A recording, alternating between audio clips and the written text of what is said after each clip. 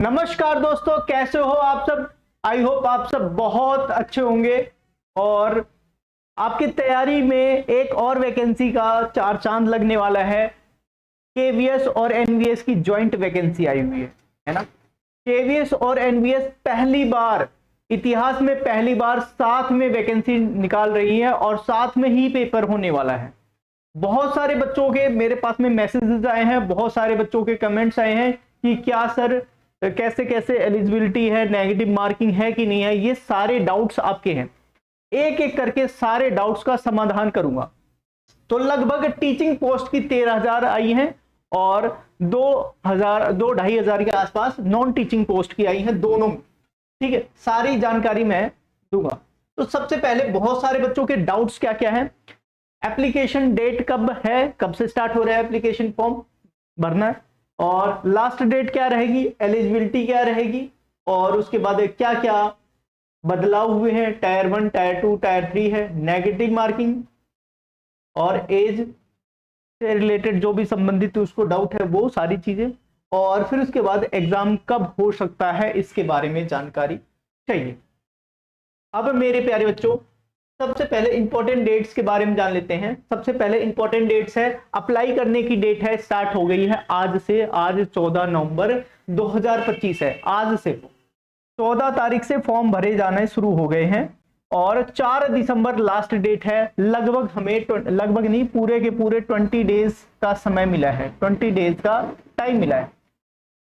Last date क्या है, जिस दिन लास्ट एंडिंग डे है, फीस भी उसी दिन लास्ट ही रहेगी 12 बजे तक। इस चीज को ध्यान रखें, 12 बजे तक भी मत रखना, इसको मैं बता रहा हूं 11:59 पे ही एंड हो जाता है। ये अपने ऑटोमेटिकली ये साइट बंद हो जाती है। ये हमने इंपॉर्टेंट डेट्स देख ली। फिर उसके बाद हमने फीस, यहाँ पे मैंने फीस के बारे में भी बताया। फीस में ऊपर जिक्र नहीं था, लेकिन बहुत सारे बच्चे फीस के लिए भी पूछ रहे थे, सर प्रोसेसिंग फीस क्या है। लिखा हुआ है 1500 फीस और प्लस 500 रुपए प्रोसेसिंग फीस है। भैया वो लिखने के लिए है, यहाँ पे टोटल आपको 2,000 ही देना है अगर 1500 जहां पे लिखा है। ध्यान से सुनना, तो मैंने टोटल बताए हैं। इसका मतलब क्या है, 500 रुपए प्रोसेसिंग फीस लगा लो। यहाँ पे असिस्टेंट कमिश्नर है, प्रिंसिपल है, वाइस प्रिंसिपल है। जनरल ओबीसी और ईडब्ल्यूएस के लिए 2800 रुपए देने हैं। इसका मतलब क्या है, 2300 रुपए इनके फॉर्म के लगे हैं, 2300 रुपए फॉर्म के, और 500 रुपए आपके क्या हो गए, प्रोसेसिंग फीस लग गई है। फिर उसके बाद एससी के लिए 500 रुपए देने हैं। एससी एसटी पीएच जो है ईएसएम होते हैं, इसके लिए 500 रुपए देने हैं। पीजीटी, टीजीटी, पीआरटी, एई, ठीक है, और फाइनेंशियल ऑफिसर और लाइब्रेरियन है, एएसओ है, जूनियर ट्रांसलेटर है, उसके लिए 2000 फीस है। 2000 मतलब 1500 रुपए आपकी फीस है और 500 रुपए प्रोसेसिंग फीस लगा ली। टोटल आपको 2000 देने हैं। किसको, जनरल ओबीसी और ईडब्ल्यूएस को। एससी एसटी पीएच और ईएसएम के लिए 500 रुपए ही देनी है, सिर्फ और सिर्फ 500 रुपए देने हैं। एएसए के लिए क्या है, स्टेनो, जीएसए, और फिर उसके बाद एसएसए के लिए और लैब असिस्टेंट है, मल्टीटास्किंग स्टाफ के लिए, एमटीएस के लिए आपके लिए कितना है भाई, 1700 रुपए। 1700 जनरल के लिए, 500 रुपए एसटी और एससी एसटी और पीएच और ईएमएस के लिए। यहाँ पे 1700 का मतलब क्या है कि भाई 1200 रुपए फीस है और 500 रुपए प्रोसेसिंग फीस है। इसका मतलब क्या है, यहाँ 500 रुपए जो पहले नहीं लिया जाता था, यहाँ फीस वाकई बहुत हाई है। फीस इतना ज्यादा हाई है, मैं क्या कह सकता हूँ, आज के टाइम में बेरोजगारी, इतने में तो कोर्स नहीं आता, इतने में कोर्स नहीं आता है, इतने में तो सारी किताबें आ जाती हैं। अगर पढ़ना चाहो तो 500-700 रुपए में, 1000 रुपए में सारी किताबें आ जाती। बहुत महंगी फीस है, वाकई बहुत महंगी फीस है। ठीक है, ये जो यहाँ पे फीस लग रही है 500 रुपए, इसका मतलब क्या है, ये यहाँ पे फीस इनकी 0 है और प्लस 500 रुपए क्या है आपका प्रोसेसिंग फीस है। इस चीज को ध्यान रखना, तो इसमें कोई डाउट नहीं रह जाएगा। अब इसके बाद है हमारे पास में प्राइमरी टीचर म्यूजिक के लिए क्या क्या होना चाहिए भैया। पे स्केल बता दिया है, यहाँ पे पे स्केल क्या रहने वाला है। और इसके बाद हमारे पास में 30 साल से ज्यादा नहीं होना चाहिए। मेल की बात हो रही है, जनरल यूआर या जनरल मेल की बात हो रही है। मेल भाई 30 साल से ऊपर का नहीं होना चाहिए। फीमेल के लिए भाई 10 साल का रिलैक्सेशन है, फीमेल 10 साल का रिलैक्सेशन है। और ये जनरल मेल के लिए है। जनरल ओबीसी के लिए क्या है, ओबीसी के लिए 33 साल की उम्र होनी चाहिए, 33। ओबीसी के लिए 33 और एससी एसटी इनके लिए भाई साहब हमारे पास में क्या है 35 साल की उम्र होनी चाहिए। फीमेल के लिए 10 साल के रिलैक्सेशन है, फीमेल है या आपके पास में पीएच है 10 साल का। ये जनरल फीमेल के लिए करिए। अब फीमेल जनरल वाली 40 साल में 40 साल तक की अप्लाई कर सकती है। ये भाई साहब हैं, ये यहाँ की फीमेल जो होगी, ये फीमेल के लिए मैं बता रहा हूँ, ये जनरल की फीमेल की बात करूं मैं लिख देता हूं भाई ऐसे ही जनरल यूआर लिख देता हूं, ये है 30 साल और ये मेल की बात हो रही है, मेल की। फीमेल के लिए भाई 10 साल का छूट है, तो यूआर वाली फीमेल कितनी हो जाएंगी 40 साल तक भर सकती हैं। ओबीसी फीमेल कितनी भर सकती हैं भैया 10 साल और बढ़ा दो तो 43 साल तक के लिए। एससी और एसटी के लिए भाई 45 साल तक के लिए भर सकती हैं, ये है। और पीएच कैंडिडेट है उसके लिए 10 साल का स्पेशली रिलैक्सेशन है, तो भाई 40 साल का है। और ईडब्ल्यूएस और ओबीसी ये सारी चीजें। यूआर मतलब ईडब्ल्यूएस, यहाँ पे ध्यान रखना, ईडब्ल्यूएस के लिए स्पेशली अलग कोई पूछे तो नहीं, ये यूआर और ईडब्ल्यूएस एक में ही है, क्योंकि यहाँ पे एज का रिलैक्सेशन नहीं है, एज की छूट नहीं मिली है। ये म्यूजिक के लिए सेम ही पैटर्न किसके लिए होगा, पीआरटी नॉर्मल पीआरटी और स्पेशल एजुकेशन के लिए भी होगा ऐसे ही, जो प्राइमरी टीचर पे हैं। यहाँ पे है अब क्या क्या किए होने चाहिए भाई, सीनियर सेकेंडरी मतलब 12वीं पास होनी चाहिए, 12वीं पास होनी चाहिए, 50% मार्क्स होने चाहिए, 50% मार्क्स होने चाहिए रिकॉग्नाइज बोर्ड से। और आपने बीए की डिग्री करी हो म्यूजिक में, बीए की डिग्री करी हो म्यूजिक में, और म्यूजिक एज अ सब्जेक्ट पढ़ाओ भाई, music as a subject main subject पढ़ाओ। और आपको नॉलेज किसकी होनी चाहिए, हिंदी और इंग्लिश की होनी चाहिए। आपको कंप्यूटर आता है, नहीं भी आता तब भी चल जाएगा। Candidates having diploma in music not eligible, ध्यान से सुनना, नॉट एलिजिबल, जिसके पास में डिप्लोमा होगा बिल्कुल भी एलिजिबल नहीं होगा, इस चीज को ध्यान रखना। अब इसके बाद आ जाते हैं हमारा फेवरेट जो पीआरटी है, पीजीटी के लिए भी बताऊंगा, लेकिन उसमें कॉम्बिनेशन सब्जेक्ट है, तो मैं जनरल इंफॉर्मेशन उनके लिए लेके आया हूँ। कॉम्बिनेशन के लिए अलग वीडियो रहेगी, शॉर्ट्स में या अलग वीडियो में बता दूंगा। यहाँ पे क्या रहने वाला है, यहाँ पे हमारे पास में है भाई पीआरटी के लिए बात हो रही है, पीआरटी के लिए बात हो रही है। और लेवल 6 30 साल वही वाला सेम एज वाला, सेम देख लेना भाई, सेम एज वाला है। इसमें क्या होना चाहिए, आपको एलिमेंट्री 12th पास आउट हो, 50% मार्क्स होने चाहिए, कम से कम 50% मार्क्स होने चाहिए। उससे कम मार्क्स हो गए 49, 50 में 1% भी, आधा नंबर भी कम है और 50% नहीं हो रहा है, 49.999 भी वाला नहीं भरेगा। कोर्ट केस कर लेना, कुछ भी कर लेना, नहीं होगा। लास्ट में ऐसे ही होता है जजमेंट, 50 बोला है तो 50 एग्जैक्ट 50 होनी चाहिए, उससे ज्यादा हो जाए कोई दिक्कत नहीं, उससे कम नहीं होना चाहिए। दूसरी बात यहां पे आ जाते हैं भाई, एलिमेंट्री डिप्लोमा डीएलएड होना चाहिए, डीएलएड कह देते हैं, या कहीं कहीं बीटीसी कह देंगे, बीटीसी या जेबीटी कह देंगे, ये होना चाहिए, या दिल्ली वाले डाइट कह देते हैं, ये होना चाहिए। या आपके पास में भाई 12वीं पास हो और 4 साल का क्या हो, बीएलएड हो, BElEd bachelor of elementary education होना चाहिए रिकॉग्नाइज्ड बोर्ड से। या आपके सामने 12th पास आउट हो और स्पेशल एजुकेशन वालों की बल्ले बल्ले होगी, स्पेशल एजुकेशन इसमें भी भरेंगे, स्पेशल एजुकेशन की वैकेंसी में भी भरेंगे, ये दोनों फॉर्म भर सकते हैं, ठीक है। ये सबसे ज्यादा है।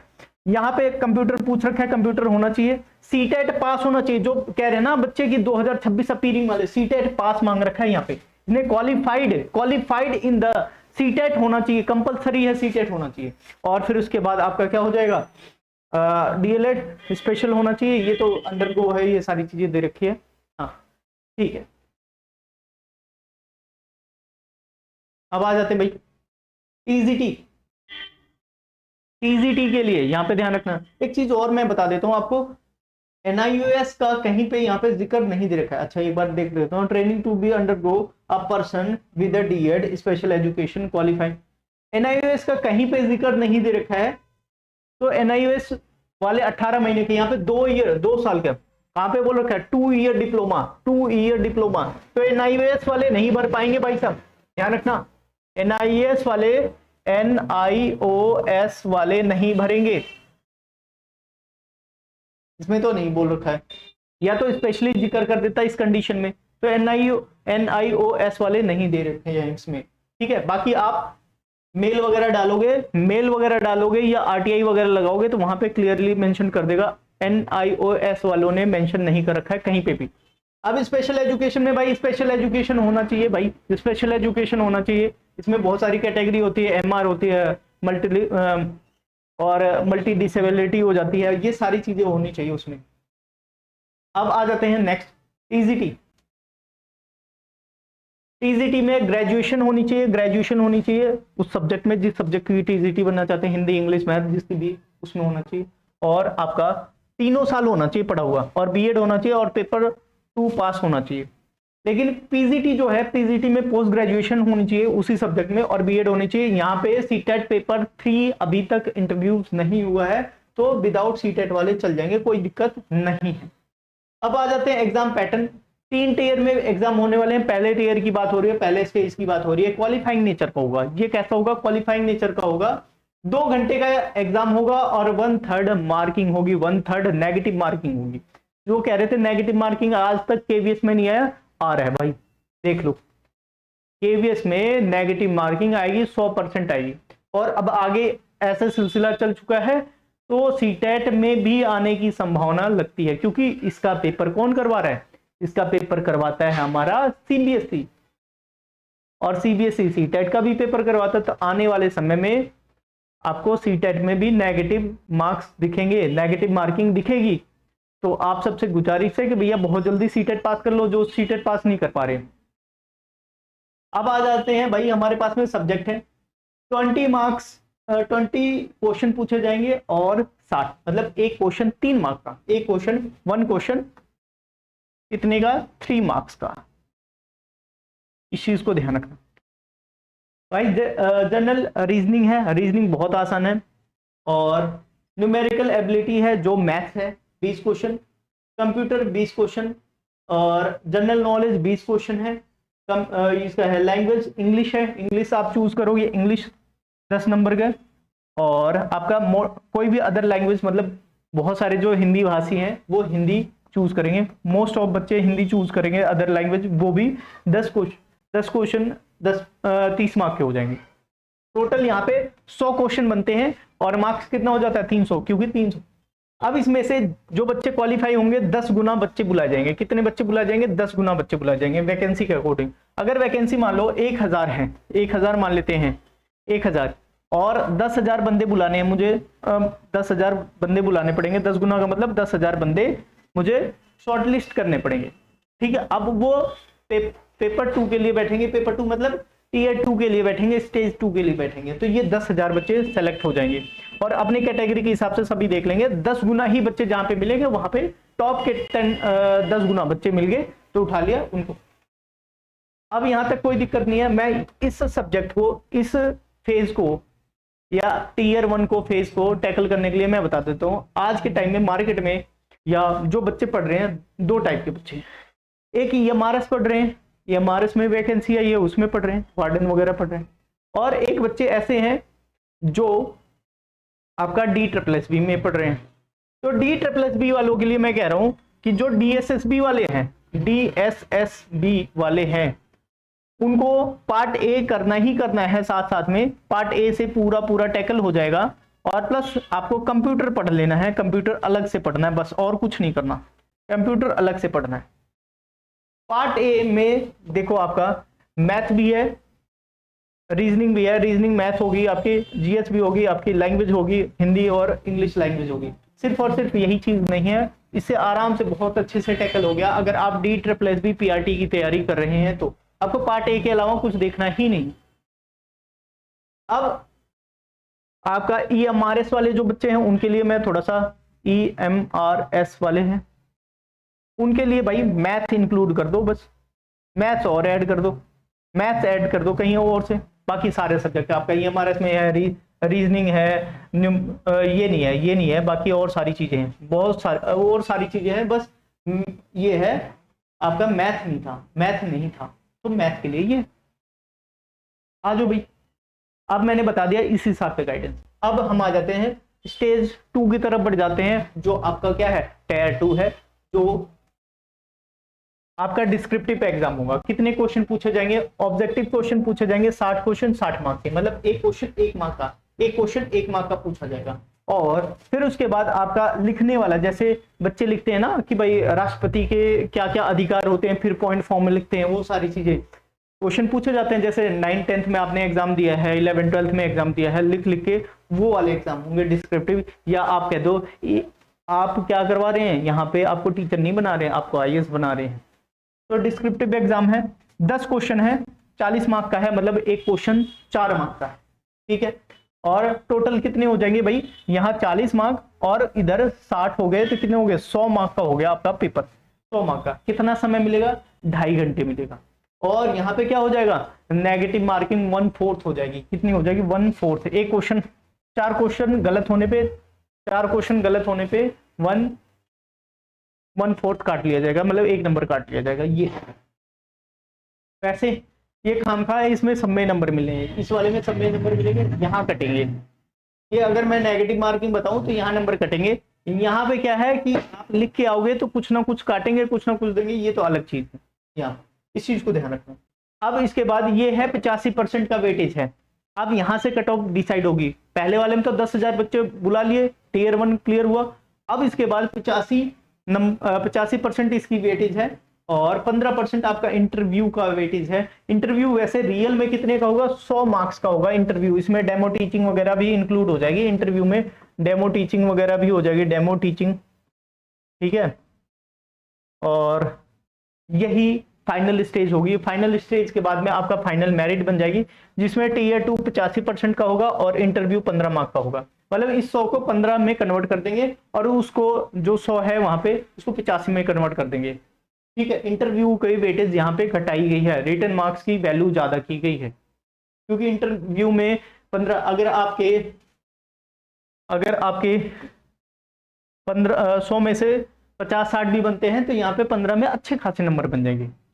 अगर मैं बता देता हूँ 100 है, यहाँ पे आपके 50 भी बन जाते हैं ना, तो 7.5 ऐसे ही आ गई। यहाँ पे बहुत ज्यादा वेटेज प्रभाव नहीं पड़ पाएगा, इस चीज को ध्यान रखें। तो यहाँ पे इंटरव्यू की वेटेज घटाई गई है, जो कि सही भी कह सकते हो, गलत भी कह सकते हो। न्यू पैटर्न में तो भाई कुछ सभी गलत होते हैं स्टार्टिंग में। अगर कुछ डाउट है तो व्हाट्सअप कर सकते हैं, इस नंबर पे व्हाट्सअप कर सकते हैं। और व्हाट्सअप करने का एक प्रोसीजर है, आपको नाम बताना पड़ेगा और स्टेट बताना पड़ेगा, ठीक है। फिर उसके बाद अपना क्वेश्चन बताना, ठीक है। ये तरीका है मेरे से कांटेक्ट करने का। बाकी आपको कुछ भी डाउट है, सिंगल भी डाउट है, इसके डिस्क्रिप्शन बॉक्स में तो मैं लिंक डाल दूंगा। मैं कहता हूँ कमेंट कर देंगे, कमेंट लिखेंगे, सारी चीजें जैसे जो जो डाउट है पॉइंट फॉर्म में लिख दें, या जैसे भी लिखना है आपको अपने डाउट को लिख देंगे। मैं नेक्स्ट वीडियो इसी पे बना दूंगा, ठीक है। तो आपको लिंक भी प्रोवाइड कर दूंगा। लिंक से अभी मुझे तुरंत ध्यान आया, लिंक मैं आपका ऑफिशियल लिंक, फॉर्म कहाँ से अप्लाई होगा उसको देखना है। और बाकी सिलेबस जो है, डिटेल्ड सिलेबस Tier 2 का जो यहाँ पे है, डिटेल सिलेबस की वीडियो आने वाली है। यहाँ पे डिटेल सिलेबस की वीडियो आएगी नेक्स्ट वीडियो में। उसी के साथ में आपके जो डाउट होंगे उसको भी हम इंक्लूड कर देंगे। तो जैसा भी आपको ये लगा हो, इंफॉर्मेटिव लगा हो कि आपको कुछ डाउट और भी बचे हैं, ऐसा है नहीं कि भाई डाउट होंगे, लेकिन अगर डाउट बचे हैं तो आप कमेंट बॉक्स में लिखेंगे और मैं नेक्स्ट वीडियो उसी पे बनाऊंगा। और अगर ये वीडियो इंफॉर्मेटिव लगी हो तो चैनल को सब्सक्राइब कर दें। कुछ ऐसा होता नहीं है, सब्सक्राइब करने से एक मोटिवेशन आती है, ठीक है। मिलते हैं नेक्स्ट इंफॉर्मेशन वाली वीडियो में, तब तक के लिए टाटा बाय बाय।